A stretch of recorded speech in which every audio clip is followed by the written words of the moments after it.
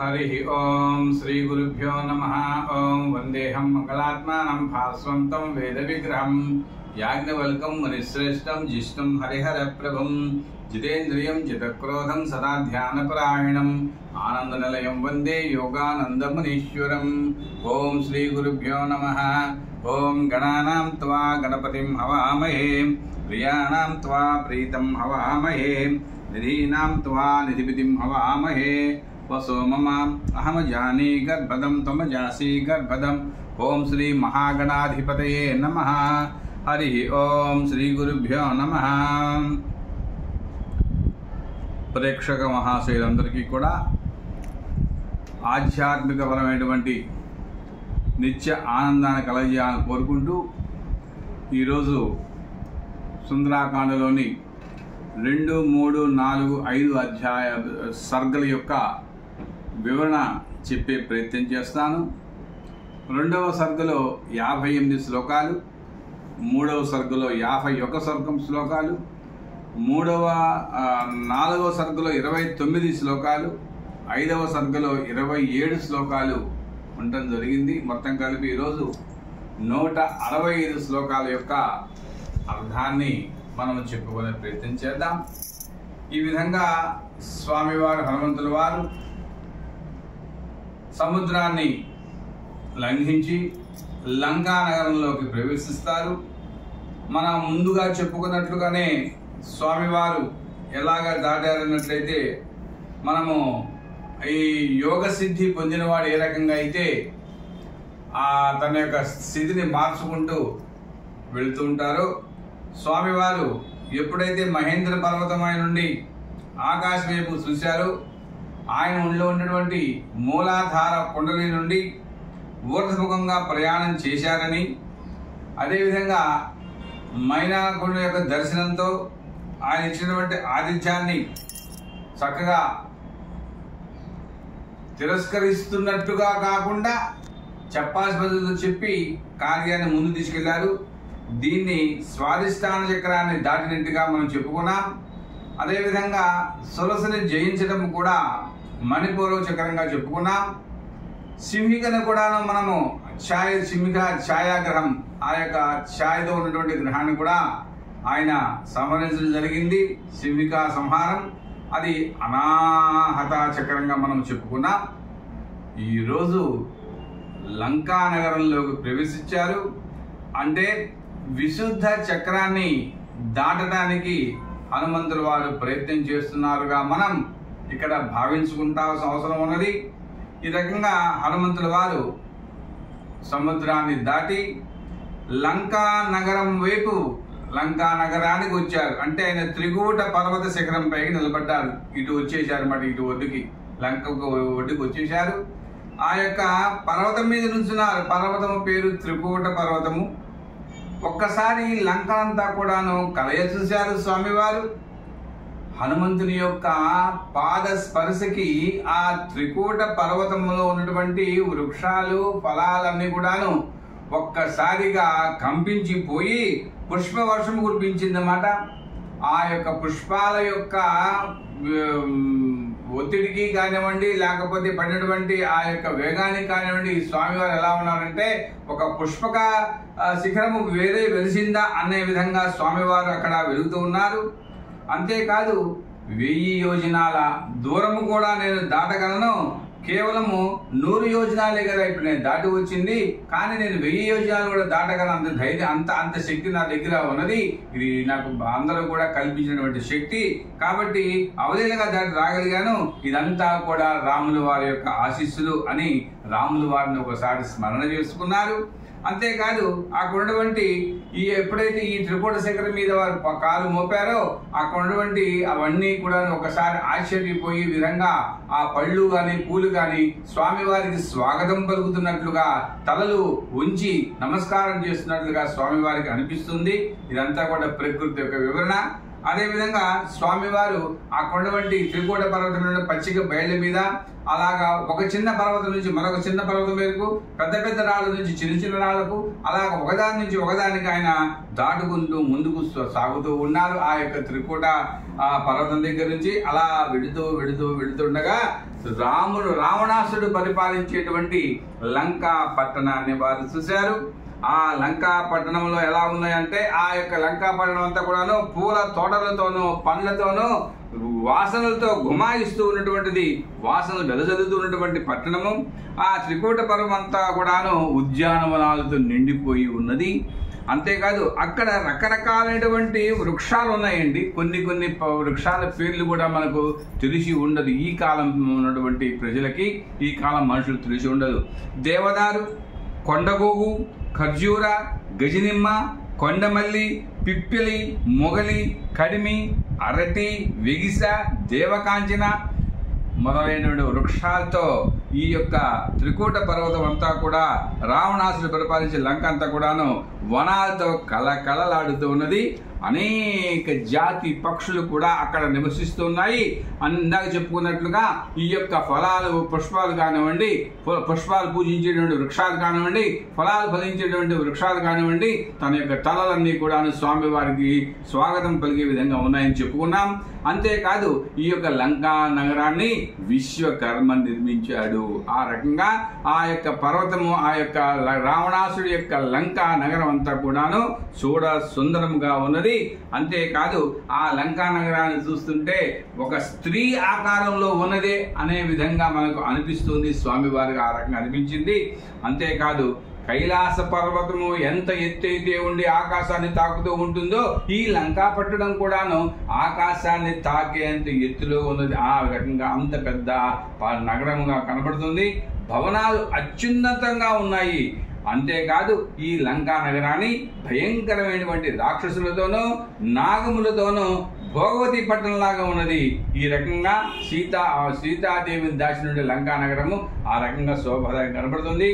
అంతేకాదు సీతాదేవిని అపహరించుకొని రావడానికి ఏ క్షణానైనా సరే రాములు వారు తన మీదకి దండెత్తి వస్తాడేమో అని రావణాసుడు అత్యంత భద్రత కల్పించుకున్నాడు. ఆ లంకా నగరానికి కట్టుదిట్టం చేసుకున్నాడు. ఆ లంకా నగరం చుట్టూ కూడాను కందకాలు, విశాలమైన కందకాలు త్రవించాడు. దాని నిండా కూడా నీరు నింపాడు. ఆ నీటిలో నల్లటి కలువల్ని కూడా పెంచడం మొదలుపెట్టారు. కలువలు పెరుగుతున్నాయి. అంతేకాదు ఆ కందకాలకి ఆనుకునే బంగారపు ప్రహరీ గోడలతో నిర్మించినటువంటి పెద్ద పెద్ద కట్టడాలు కూడా ఉన్నాయి. ఆ రకంగా సూర్య కాంతి చేత ఈ బంగారముతో కట్టబడిన పట్టణం అంతా కూడాను, ఈ యొక్క గోడలన్నీ కూడాను మేఘాలలాగా అలా కలకలలాడు దగదగలాగా మెరిసిపోతూ ఉన్నాయి సూర్యకాంతికి. ఆకాశంలో ఒక గ్రహాలు ఒకదాని ఒకటి నిలబడితే ఎట్లయితే ఉంటాయో ఈ యొక్క లంకా నగరంలో కూడాను ఈ యొక్క ఒక్కొక్క శిఖరం ఒక్కొక్క దానికి ఆ రకంగా బంగారంతో పెట్టినట్టుగా ఉంది. లంకలో ఉండేటువంటి వీధులన్నీ కూడా చాలా విశాలంగా ఉన్నాయి. వీధికి రెండు వైపులా కూడా తెల్లగా మెరిసిపోయే భవనాలు కనబడుతున్నాయి. ప్రతి చోట కూడాను పక్షులు, పుష్పాలు చెక్కినటువంటి బంగారు రేకులతో ఉన్నటువంటి అలంకరించినటువంటి ఆ యొక్క తాపడాలతో చేపట్టాయి. అంతేకాదు పట్టణం బాగా అలంకరించబడి ఉన్నది. అంటే నిరంతరం అలంకరించబడే ఉందన్నమాట. అది పట్టణం అంతా కూడా ధ్వజాలతో అలంకరించబడి ఉంది. జెండాలు ఎగురుతున్నాయి. అది స్వర్గంలోనే అమరావతియా అనే విధంగా మనకు అక్కడ కనబడుతూ ఉన్నది. అంతేకాదు ఆ భవనాల్లో ఆకాశంలో తేలిపోతున్నటువంటి పట్టణంలాగా కనిపిస్తుంది. మన అందరికీ కూడా ఆకాశంలో తేలిపోతున్న పట్టణం అనే విధంగా అంత సౌందర్యంగా ఉన్నది. అక్కడ హంసలు, కారండవములు స్వేచ్ఛగా విహరిస్తున్నాయి. కారండవములు అంటే పక్షుల జాతి, అంటే మనకు ఏ నీటిలో ఉండేటువంటి మరొక పక్షులు అన్నమాట. అవి కూడాను వీటిని కన్నెలేడి అని కూడా అంటుంటారు. ఆ రకంగా పక్షులు జల పక్షులు అన్నమాట. ఇవి కూడా అక్కడ స్వేచ్ఛగా తిరుగుతున్నాయి. నల్లు కలవలు, కమలాలు సమృద్ధిగా ఉన్నాయి. అక్కడ హంసలు, కారవండవులు చాలా తిరుగుతూ ఉన్నాయి. పూర్వము ఈ పట్టణాన్ని కుబేరుడు పరిపాలించేవాడు. ఆ కుబేరుడి తర్వాత రావణాసుడు దీన్ని స్వాధీనం చేసుకుని దాన్ని రాజధానిగా చేసుకుని, లంకను రాజధానిగా చేసుకుని పరిపాలిస్తున్నాడు. నగరం చుట్టూ కూడాను పెద్ద పెద్ద కోరలతో ఉన్నటువంటి రాక్షసులు అందరూ అనేక మంది ఈ పట్టణాన్ని కాపలా కాస్తున్నారు. హనుమంతుడు ఒక్కసారి ఆ పట్టణాలన్నీ మరొక పక్క మహాసముద్రాన్ని రెండిటిని కూడా పరీక్షించి చూశాడనమాట. ఆహా, ఇటు విశాలమైనటువంటి సముద్రము, ఇటేమో పర్వతాకారం రూపంలో ఉన్నటువంటి పెద్ద పట్టణము, లంకా పట్టణము. ఏమి శోభ, ఏమి శోభ అనుకుంటూ మనసులో అనుకుంటూ, నేను వచ్చింది రామ కార్యము కోసము అని మన కార్యాన్ని దృష్టిలో పెట్టుకొని పరమ పవిత్రమైనటువంటి రాముల వారిని తలుచుకొని, శత్రువు తన యొక్క శత్రువు అంటే రాముల వారి యొక్క శత్రువే తన శత్రువు కనుక శత్రువు ఉండేది ఇక్కడే కదా అనుకుని ఆ శత్రువుని కనుక్కోవాలి అని అనుకుంటూ భయంకరమైన శత్రువును జయించడం ఎట్లాగా అనే ఆలోచన చేసుకుంటూ ముందుకు సాగుతూ ఉన్నాడు. అంతేకాదు ఎటు చూసినా కూడాను ఈ పట్టణాన్ని దేవతలు జయించలేరు, మనమేం జయించగలుగుతామా అనేటువంటి ఒకసారి నిరుత్సాహం కూడా కలిగింది. మేము వానర సైన్యం మేము జయించలేము, ఇంకపోతే మా దగ్గర ఉన్నటువంటి వాళ్ళు ఏమైనా జయించగలుగుతారా అంటే నమ్మకం లేకుండా ఉంది. అయితే రామ లక్ష్మణుల ముందు ఈ వీళ్ళంతా కూడా దిగదూరిపే అని ఒకసారి అనుకొని తనలో తాను ధైర్యం తెచ్చుకున్నాడు. అంతేకాదు స్వాముల వారు హనుమంతుల వారు ముందుకి వెళుతూ నగరంలో ప్రవేశించుకుంటూ అక్కడ ఇంకెవరైనా దొరుకుతాయేమనేసి అలాగా ఎదుర్కొని ఇక్కడ ఉన్న వాళ్ళంతా రాక్షసులు కనుక వాళ్ళకి సామోపాయంతో గాను లేకపోతే దండోపాయంతో గాను చేద్దామంటే సామోపాయం వాళ్ళ దగ్గర పనిచేయదు. మరి భోగభాగ్యాలతో ఉన్నారు కాబట్టి వాళ్ళకి దానం పనికిరాదు. అదే కదా మనకి పోనీ భేదం చేద్దాం, మిత్రభేదం చేద్దామంటే అది వాళ్ళకి లేదు. కాబట్టి వీళ్ళతో యుద్ధం చేయడమే ఒక్కటే మార్గము అని స్వామివారు అనుకున్నారు. కాబట్టి యుద్ధము మించి వేది లేదు. వీళ్ళకి మంచి మాట చెప్తే అర్థం కాదు, మరి సహాయం మిత్రభేదం చేద్దామంటే అది అర్థం కాదు. కాబట్టి వీళ్ళకి సహాయం ఏం చేయాలంటే యుద్ధమే చేయాలి. సామదాన భేద దండోపాయాల్లో దండోపాయమే అవసరము అని అనుకుని బుద్ధిశాలి హనుమంతుల వారు స్వామి భక్తి పరాయణుడై రాముల వారిని ఒకసారి రెండుసార్లు తలుచుకుంటే రాముల వారి యొక్క పనిని సానుకూలంగా చేయాలి, మళ్ళీ ఏమైనా సరే ఎటువంటి ఇబ్బంది కలగకూడదనేసి లంకా నగరంలో అన్వేషణ మొదలుపెట్టారు. రాక్షస యోధులు ఇందాక అనుకున్నట్లుగానే లంకా పట్టణాన్ని అడుగు అడుగునా ఎక్కడ పడితే అక్కడ అడుగు అడుగునా కూడా భయంకరమైన రాక్షస యోధులు కాపలా కాస్తున్నారు. అటువంటి రాక్షసుడు యోధులు ఎలా ఉన్నారంటే వాడు యోధులు ఎందుకుంటున్నామంటే వాళ్ళంతా కూడాను ఊర్ధ్వ రేతస్థులు. చూడండి, రేతస్థు అంటే శుక్రము అన్నమాట. శుక్రాన్ని మూలాధారం నుంచి పైదాకా సహస్రాధారం వరకు కూడాను దాన్ని వ్యాపింపజేసినటువంటి శక్తి ఉన్నటువంటి వాడు అంత జ్ఞానులు అన్నమాట. వాడు రాక్షసులు అయినప్పటికీ మహాబలవంతులు. కాబట్టి అటువంటి వాళ్ళు జ్ఞానులు కాబట్టి నేను మరి వెళ్ళి చూసినట్లయితే ఈ రూపంలో చూసినట్లయితే నన్ను వాళ్ళు అనుమానిస్తారు. కాబట్టి నన్ను అనుమానించకుండా నేను ఆ యొక్క రూపాన్ని మార్చుకోవాలి, ఈ రూపంలో నేను వెళ్ళకూడదు, నన్ను బంధిస్తారు. కాబట్టి ఏదో ఉపాయం చేత పట్టణం లోపలికి ప్రవేశించాలి, సీతాదేవి ఎక్కడ ఉందో వెతకాలి. అందువల్ల బాగా చీకటి పడేదాకా నేను వేచి ఉండాలి. అప్పటిదాకా ఎవరి కంట పడకుండా కాలక్షేపమే చేయాలి. ఈ యొక్క పర్వతం మీద చీకట్లో ఒక సూక్ష్మ రూపాన్ని ధరించి ఎవరికంటా పడకుండా నగరంలో ప్రవేశిస్తాను. అప్పుడు రామ కార్యం సిద్ధించాలంటే రాత్రి సమయమే అనుకూలంగా ఉంటుందని నేను భావించుకుంటున్నాను. కాబట్టి రాత్రి పూట నేను లంకలో సంచరిస్తాను అనుకున్నాడు. దూతలుగా వెళ్ళిన వాళ్ళు ఎవరైనా సరే అప్రమత్తంగా ఉండాలి. ఈ దూతకి నేర్పు ఓర్పు రెండు కూడా ఉండాలి. దేశ కాలాలకు అనుగుణంగా తమను తాము మలుచుకోవాలి. అంతేకాదు తలపెట్టిన కార్యాన్ని సాధించే విధంగా ఆలోచన చేయాలి. ఏ రకంగా అయితే అలాగనే ఆలోచించకపోయినట్లయితే మనము సూర్యోదయంతో చీకటి ఎలా పటలా పంచమైపోతాయో తలచిన పనులన్నీ కూడా నాశనం అయిపోతాయి, సరిగ్గా ఓర్పు నేర్పు లేకపోతే. కనుక కార్యాన్ని జయించాలి అనే భావంతో ఉండాలి. అందువల్ల స్వామి వారు 1-2 సార్లు ఆలోచించి రాత్రి వరకు వేచి ఉన్నారు. నేను ఇప్పుడు రాక్షసుల కంట పడకుండా ఉండటమే నా తక్షణ కర్తవ్యము. అయితే నాకు కామరూప విద్యలు వచ్చు. ఆయన ఏ రూపం దాచుకుంటే ఆ రూపానికి దాన్ని మారగలే శక్తి ఆయన దగ్గర ఉంది. కాబట్టి నేను కూడా రాక్షస రూపం ధరించాను అనుకోండి, వాడు నన్ను గుర్తుపడతారు. ఇది ఎక్కడ వాడు, ఎక్కడ కాపలా వాడు, ఎక్కడి నుంచి వచ్చాడు, ఈయనకి ఎవరు నియమించారు, ఇవన్నీ వస్తాయి. కాబట్టి రాక్షస రూపంలో ఉంటే నన్ను గుర్తుపడతారు, కాబట్టి పట్టుకుంటారు.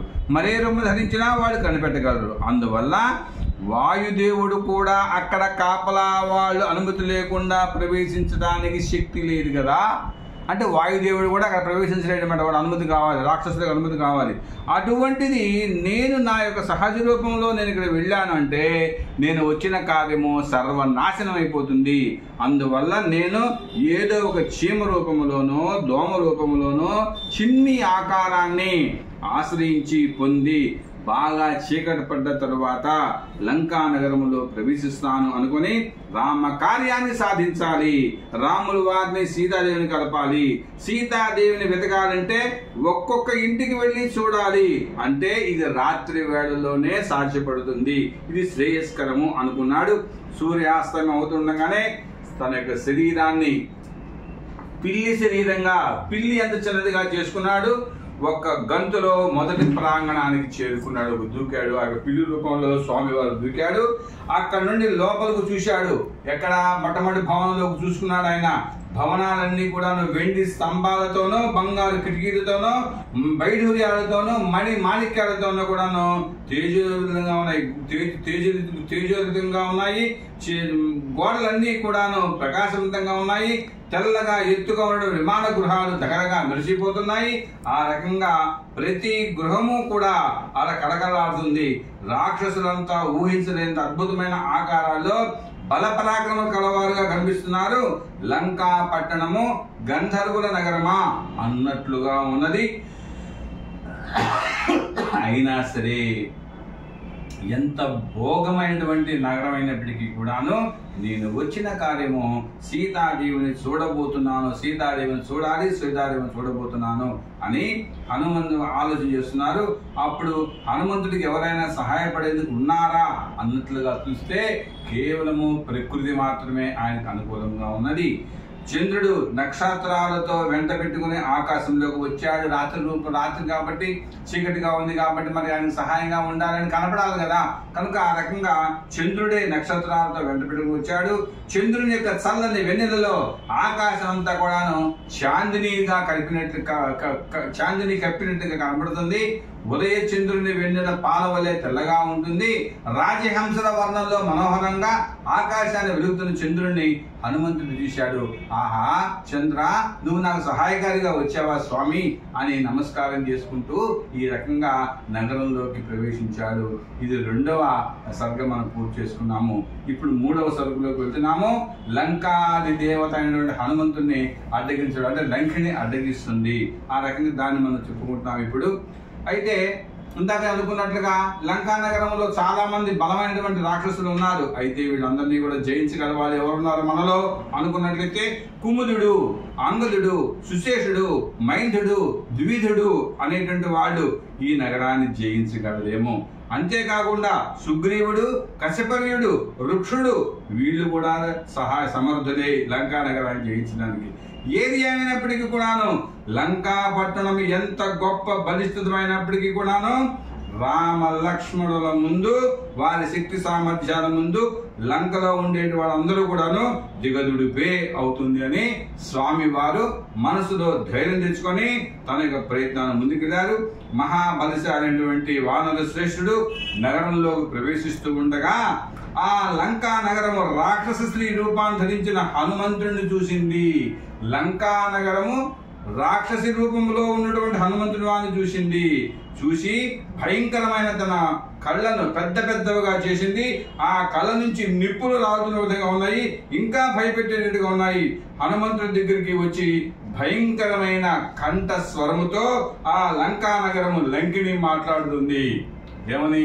అప్పుడు ఎప్పుడైతే ఈ లంకా నగరం అంటే లంకిని స్వామివారిని చూసిందో ఈ పిడి రూపం నుంచి తన యొక్క వానర రూపానికి మారిపోయారు. సహజంగా బయటపడిపోతారు అనమాట.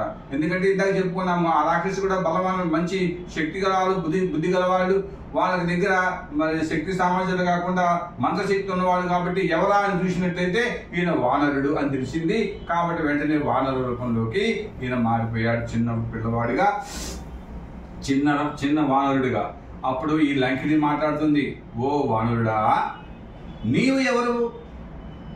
ఎందుకు ఈ నగరాల్లో ప్రవేశించావు? నేను నీ ప్రాణాలు తీయక ముందే నాకు యథార్థం చెప్పు. రావణ సైన్యం చేత అతి కట్టుదిట్టంగా ఉన్నటువంటి రక్షించబడేటువంటి లంకా నగరానికి నీవు ఎట్లు ప్రవేశించావు అని గర్జించి గట్టిగా అడుగుతుంది. అప్పుడు మన యొక్క హనుమ నమస్కారం చేస్తూ, ఓ రాక్షసి లంకిణి, నీవు అడిగిన ప్రశ్నలన్నిటికీ సమాధానం చెప్తాను, కానీ అసలు ముందుగా నువ్వెవరు నన్ను అడగడానికి? నువ్వెవరో చెప్పు. నీ ఆకారము, నీ కళ్ళు, నీ రూపము నన్ను భయం కలిగిస్తున్నాయి. నేను భయపడిపోతున్నాను నీతో మాట్లాడాలంటే. కాబట్టి ముందు నువ్వెవరో చెప్పు తల్లి. నువ్వు నన్ను ఎందుకు భయపెడుతున్నావో ముందు చెప్పు. ఆ తర్వాత నా విషయాలని తప్పకుండా చెప్తాను. అంతేకాదు, కామరూపిణి అయిన ఆ లంకా నగరానికి హనుమంతుడిపై బాగా కోపం వచ్చింది. ఎప్పుడు ఆ యొక్క లంకిణికి ఎప్పుడైతే నువ్వెవరో చెప్పమని ఎదురు ప్రశ్న వేయగానే ఆవిడికి మరీ కోపం వచ్చింది. గొంతులోకి కాఠిన్యం తెచ్చుకుని ఇంకా గట్టిగా మాట్లాడుతుంది. ఎవరు? లంకిణి. నేను లంకా పట్టణాన్ని మహాబుద్ధిశాలి రాక్షస రాజైనటువంటి రావణాసుని యొక్క ఆజ్ఞ మేరకు నేను ఈ లంకా నగరాన్ని పాలిస్తూ ఉంటాను, రక్షిస్తూ ఉంటాను. ఈ నగరం మొత్తము కూడా నా రక్షణలో ఉంటుంది. నువ్వు నా అనుమతి లేకుండా నా నగరంలో ప్రవేశించావు. నేను ఇప్పుడే నిన్ను చంపుతాను. ఎట్లాగో నీవు నా చేతుల్లో చావక తప్పదు, ఇది ఖాయం. అయితే చచ్చే ముందు నువ్వు ఎవరు? నా నగరంలోకి ఎందుకు ప్రవేశించావు? ఈ లంకా నగరం నా ఆధీనంలో ఉన్నందువల్లనే కదా ఈ నగరానికి అన్ని వైపుల నుండి రక్షిస్తూ ఉన్నాను నేను. అయినప్పటికీ ఎట్లా వచ్చావు? వానర శ్రేష్ఠుడు, వాయుకుమారుడు, బలవంతుడైన హనుమంతుడు అవసరం అయితే ఈ లంకా నగరాన్ని ఎదిరించడానికి కూడా సిద్ధపడ్డాడు. కానీ మళ్ళీ తనలో తాను తటపాయించుకొని అడుగు చెప్తున్నాడు హనుమంతుడు. ఓ లంకా పట్టణమా లంకిణి, ఈ లంక బురుజులతోనూ ముఖద్వారాలతోనూ చాలా అందంగా ఉన్నది. ఎటు చూసినా కూడాను శోభాదాయకంగా ఉన్నది. చూసిన కొద్దీ ఇంకా ఇంకా ఇంకా చూడాలనిపిస్తుంది. బయట నుండి చాలాసేపు చూశాను, తృప్తి కలగలేదు. ఓ లంకిణి, నీవు గాని అనుమతి ఇచ్చినట్లయితే పట్టణం లోపలికి వెళ్ళి ఇంకా మనోహరంగా ఉన్నటువంటి ఆ లంకనంతా కూడా చూసి వస్తాను. నీ పట్టణ సౌందర్యం అంతా తిరిగి చూడాలని ముచ్చట పడుతున్నాను. ఓ లంకిణి, కాస్త అనుమతి ఇవ్వు. లోపల ఎన్నో ఉద్యానవనాలు ఉన్నాయి, ఇక్కడే చూశాను. ఇంకా లోపల ఎన్నో ఉన్నాయి, అందమైన భవనాలు ఉన్నాయి, అనేక వృక్షజాతులు ఉన్నాయి. వాటితో వృక్షాలతో కూడినటువంటి తోటలు ఎన్నో ఉన్నాయి, పండ్ల తోటలు ఉన్నాయిట. ఈ మనోహరమైన పట్టణాన్ని తిలకించడానికే వచ్చాను అని హనుమంతుల వారు ఆ లంకినితో మాట్లాడారు. అప్పుడు ఆ లంకిని మళ్ళీ తిరిగి సమాధానం చెప్పారు. ఓరి వానరాధమా, మరణం దగ్గర పడడం వల్లనే నీకు దుర్బుద్ధి పుట్టిందిరా. ఈ పట్టణాన్ని ఎల్లప్పుడూ రక్షించేందుకు రావణుడు నన్ను ఈ పనికి వినియోగించాడు. కాబట్టి నీవు ఈ నగరంలోకి, లంకా నగరంలోకి వెళ్ళి పర్యవేక్షించాలన్నట్లయితే ముందుగా నువ్వు నన్ను జయించాలి. కానీ నీ వల్ల కాదు. కానీ నీవు ఈ పట్టణంలో అడుగు పెట్టలేవు. నన్ను జయిస్తే కానీ నువ్వు ఈ పట్టణంలో అడుగు పెట్టలేవు. కాబట్టి రాక్షస రూపంలో ఉన్న ఆ లంకా నగరం ఇట్లా మాట్లాడుతూనే తన యొక్క చేతి తీసుకుని హనుమంతుల వారి మీద ఒక దెబ్బ సాచి కొట్టింది. ఆ దెబ్బకు హనుమంతుల వారు చిన్న రూపంలో ఉన్నారు కదా, ఒక్కసారి బెత్తరపోయాడు, బిగ్గరగా అరిచాడు. అబ్బా అని గట్టిగా అరిచారు. స్వామివారికి కోపం ముంచుకొచ్చింది. ఒక్కసారి చిన్న రూపంలో ఉన్నప్పటికీ కూడా పిడికిలు బిగించాడు. అయినా కూడా కాస్త తమాయించుకున్నాడు. స్త్రీ కదా, నేనేదో పర్మిషన్ అడిగి లోపలికి వెళ్దాం అనుకుంటున్నాను, 1-2 సార్లు అడిగి వెళదాంలే అని ఆగించాడు.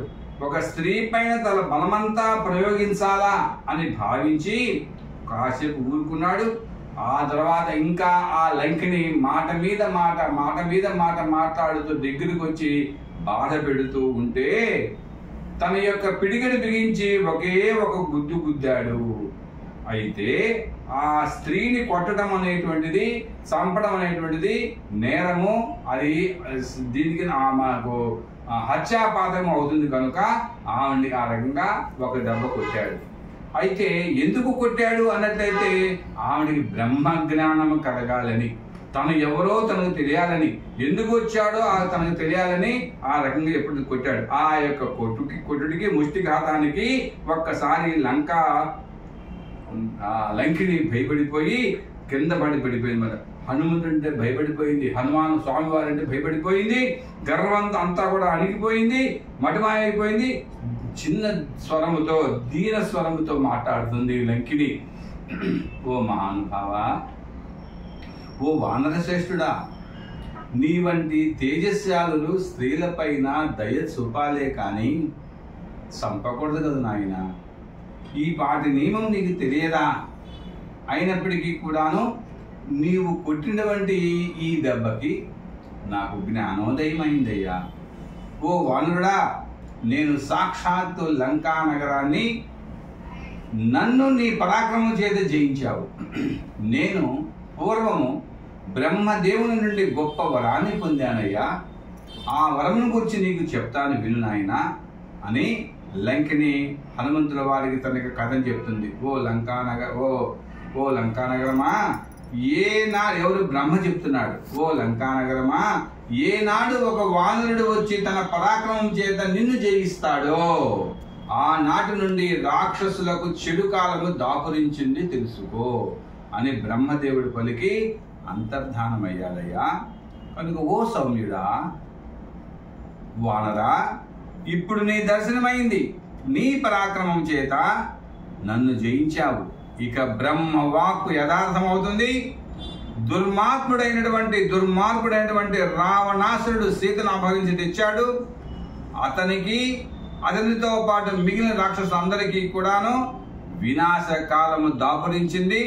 కనుక ఓ వానర శ్రేష్ఠుడా, నీవు ఈ లంకా పట్టణంలోకి ప్రవేశించి నీవు ఏ పనులు చక్క పెట్టదలుచుకున్నావో ఆ పనులన్నీ కూడా పూర్తి చేసుకో.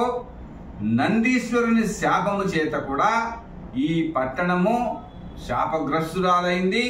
కాబట్టి నీవు ఈ పట్టణమంతా స్వేచ్ఛగా సంచరించు మహానుభావ అని మహాపతివ్రత అయినటువంటి సీతాదేవిని నువ్వు అన్వేషించి రాములు వారికి అప్పగించు నాయన అని ఆవిడ నమస్కారం చేసింది. ఆ రకంగా తనకు తనువును చాలుస్తుంది. అయితే ఇక్కడ మనకు విశేషార్థం చెప్పుకోవాలి. లంకిని మాట్లాడింది, నీకెప్పుడు వానరుని వలన భయం కలుగుతుందో అప్పుడు రాక్షసులకు కూడా భయం కలుగుతుంది అని ఎవరు చెప్పారు? బ్రహ్మదేవుడు చెప్పాడు. అనగా మృత్యు భయం అని అర్థము. ఆ సమయం ఇదేనని లంకాపురి అన్నది, అంటే లంకిని అన్నదనమాట. వృద్ధి క్షయాలు సహజం, రెండూ కూడా జీవితంలో. పర్వతాలకే వృద్ధి క్షయాలు ఉన్నప్పుడు నగరాలకు ఎందుకు ఉండవు? ఒక్కొక్క నగరం ఒకప్పుడు వృద్ధి చెందుతుంది, కొంతకాలం నగరం వెనక పడిపోతుంది. మనకు చూస్తూనే ఉన్నాము. మనకు సింధు నగరము, హరప్ప నగరము చూస్తున్నప్పుడు లేవన్నీ కూడా. అట్లాగా నగరాలు ఒక్కొక్కడు వృద్ధి చెందుతాయి, క్షయమైపోతుంటాయి.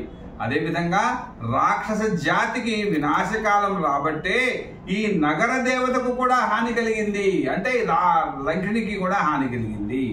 ఈ నగరానికి హాని అంటే ఈ నగరవాసులకు కూడా హాని అని భావం. ఎప్పుడైతే ఆమెకు ఆ పాత జ్ఞాపకాలు కలిగాయో, అంటే లంకినికి కలిగాయో, సీతాన్వేషణ కోసము హనుమంతుల వారు వానర రూపంలో వచ్చాడని తెలుసుకుంది. పుట్టిన ప్రతి వస్తువు కూడా గిట్టక తప్పదు అని గ్రహించాలి.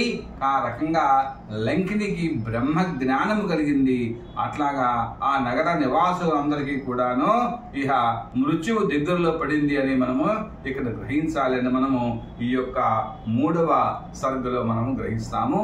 ఇప్పుడు లంకిని జయించిన తర్వాత, సంహరించి ముందుకు వెళ్ళిన తర్వాత హనుమంతుల వారు లంకా ప్రవేశం చేస్తారు.